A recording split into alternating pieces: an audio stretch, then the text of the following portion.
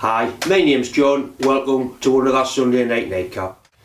In last week's video I mentioned how Keith Fenner had won the Forge Your Challenge at the 2016 annual YouTubers Bash in California. I mentioned a few times how late to go, and one person in particular contacted us, a friend called Herb Blair. Herb's got a YouTube channel. Basically he does the same thing as me.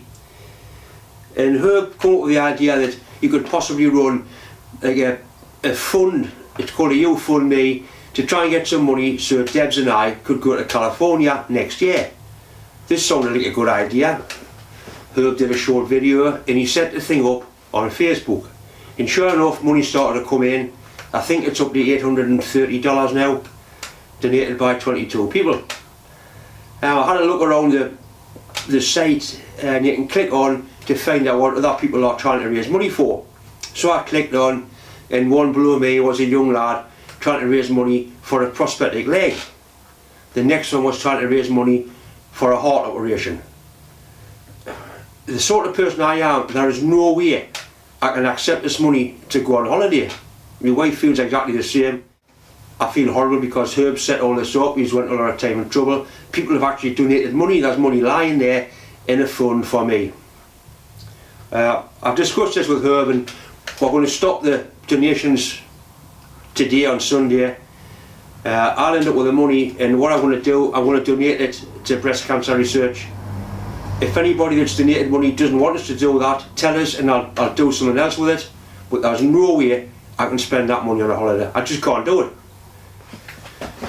I really do want to go to America next year, and I'm going to go to America next year. And what I've decided to do, or what Debs and I have decided to do, I'm going to design a t-shirt and do a t-shirt campaign. Adam Booth's done one. There's a few other lads who've done t-shirt campaigns, and you get a little bit of revenue from every t-shirt that's sold, and I'll use that, or at least I'll use the money from that to subsidise me and my trip to America. So if you want to support me going to America, that's the way you can do it, buy a t-shirt. But there is just no way I can accept that money. So once again, apologies to Herb for setting it up, and apologies to anybody that's donated money. I really am sorry, but it's just the sort of person I am, I can't accept it. Tonight's nightcap, I've got quite a lot going on. I've got a motorcycle gear casing I repair, or at least I modify. I've got some bicycle forks off a downhill pedal bike, I repair a strip thread on them. This week I had an afternoon off work and I went down to a brass foundry at Middlesbrough, a foundry called William Lane. William Lane's been a foundry for well over 100 years now. A couple of nice lads that run the place, they showed us around, showed us what they do. Basically they'll cast anything, they'll make you a pattern, they'll cast whatever you want, they do name plates, architectural work, they do quite a lot for model engineers, model steam engines, full-size steam engines. It's quite amazing to see the way they do things. I learned quite a lot regarding sodium silicate, because I've been trying to use that and I've had mixed results. Anyway, they showed us quite a few things that I didn't know. I've put a little bit of video in. I'd like to go back and spend a full day there, do some proper video. I think it'd be well worth doing, because it really is interesting if you're interested in casting, of course.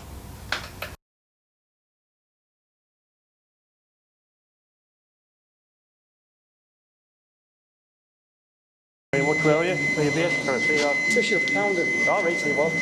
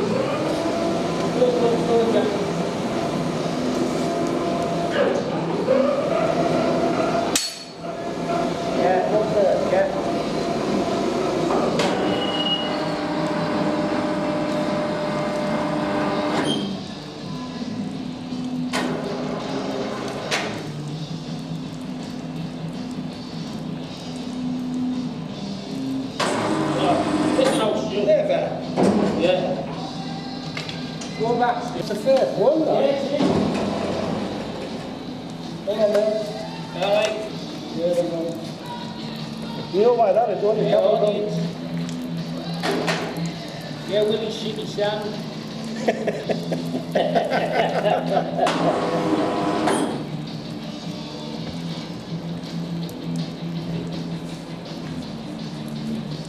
This now. Really? Yeah, just now it makes it soft. Good stop, Charlie.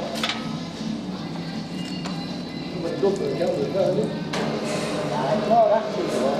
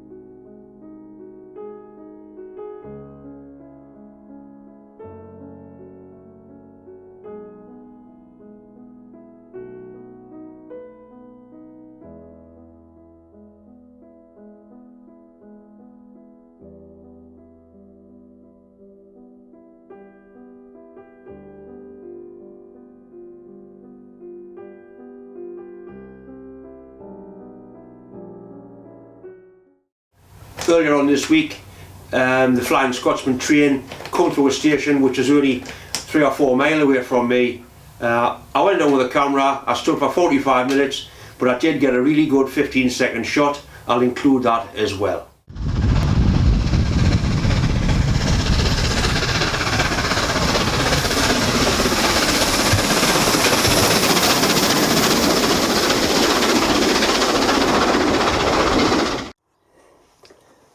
Got a motorbike case in here off a Montesa trials bike, quite an old bike. The difference is this one's got a hole here for a gear change, this one hasn't. What the lad wants is basically the hole welding up and blending in so it looks the same as that one.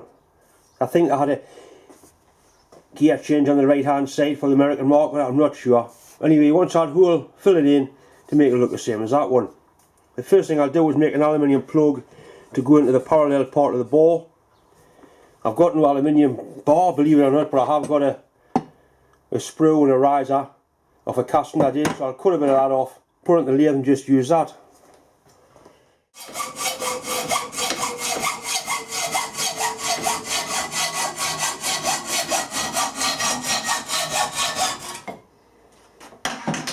You can see it's decent quality aluminium. Basically all the aluminium I use for casting is BMW low suspension arms. I get them at work. MOT failures, normally the ball joints wear and you get a complete arm, and it's really good quality aluminium. So I'll put that in the lathe and machine a plug from that.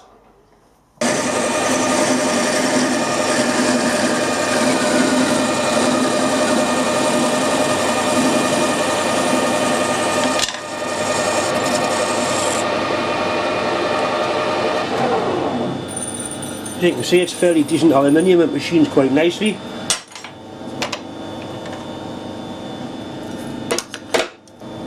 Not think I'm making parts for NASA.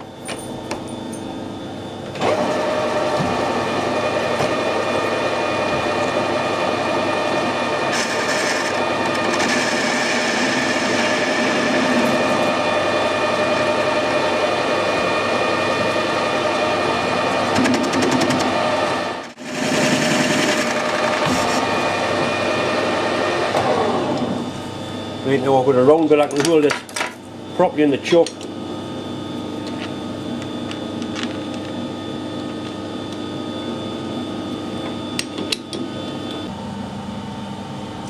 I normally just use a high-speed steel tool for machine aluminium. Trying to get a better finish.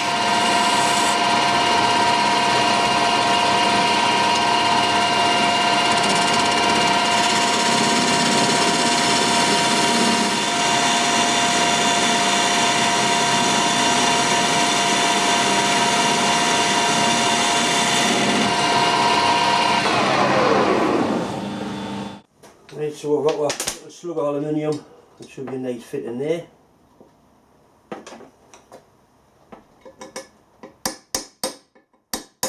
Which it is.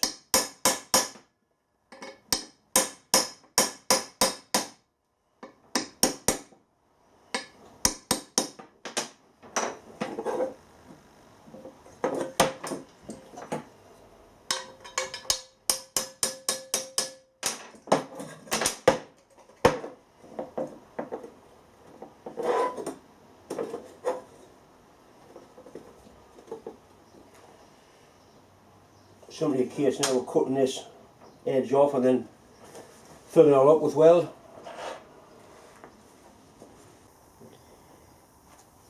As you can see, I've got the aluminium plug in and I've had a little bit of grinding file in it to get a rough contour. All I need to do now is build this up solid with weld and then grind or file it back to shape. One of the most important things about welding aluminium is cleanliness. You clean it and then you clean it some more. And before you weld it, you clean it again. The cleaner you can get it, the better it'll weld. I don't know what this material is, I don't know what it's going to weld like. I have welded Montesa cases before, some weld great, some are shite.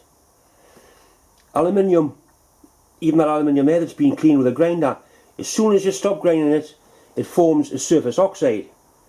This surface oxide melts at a much higher temperature than the base metal. This is why you use an alternating current, AC for welding aluminium. The AC current breaks through the surface oxide. I'll warm it up on a gas ring just to preheat it a little bit, just to get some of the chill out of it. It also helps to boil any oil or shite out of there that might still be in there. So I'll set the welder up, I'll set the camera up and see if I can get a shot of filling this in with aluminium.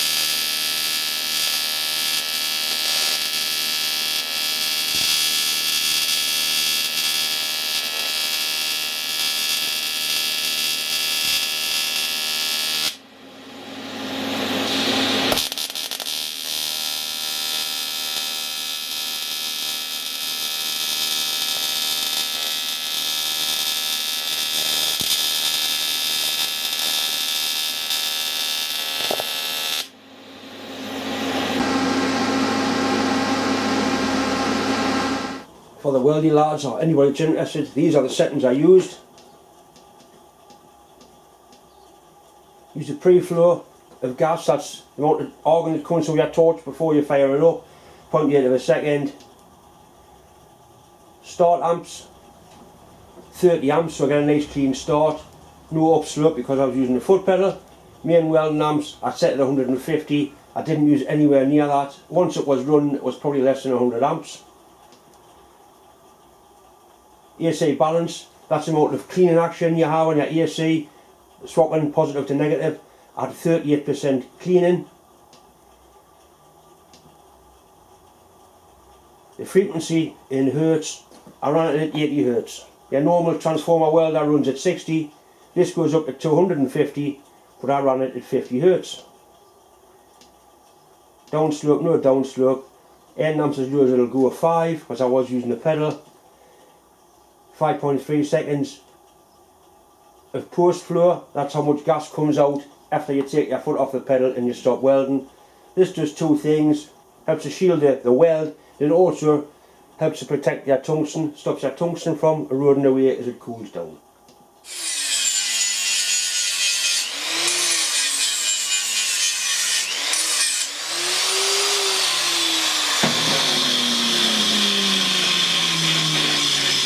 You can see it's starting to take shape. Make sure you put plenty of weld on. It's easier to grind off than it is to start having to weld it again.